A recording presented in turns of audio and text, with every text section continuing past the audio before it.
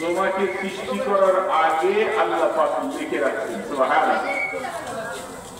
এখনো দুনিয়াতে মায়ের গর্ভে সন্তান ভূমিষ্ঠ হয়নি।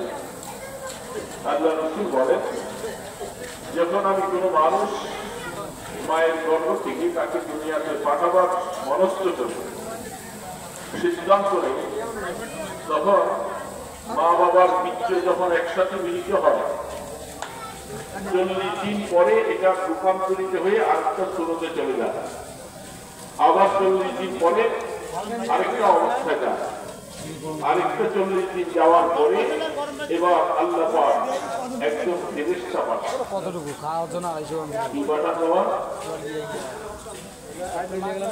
ফেরেশতা দেওয়ার পরে আল্লাহ পাক ফেরেশতাকে দেওয়ার পরে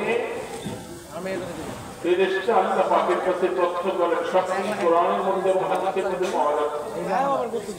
দুনিয়াতে কোনো মানুষের কথা নয়, কোনো দার্শনিক, কোনো বিজ্ঞানের কথা নয়।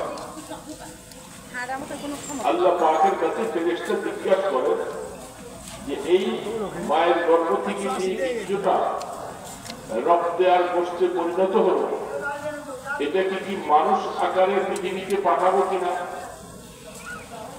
তার রূহ দিব কিনা, না তাকে মায়ের পেটের থেকে এইভাবে গোশতের টুকরা হিসাবে বের করে দেব?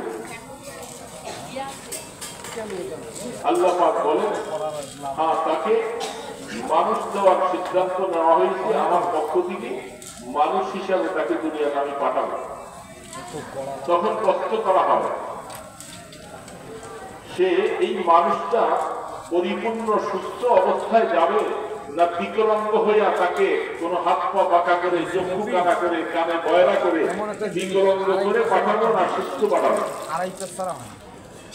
আমাদের খবর নাই, এমনি সব আল্লাহ কোরআনের কথা। আমরা তো চলে আসছি দুনিয়ায়।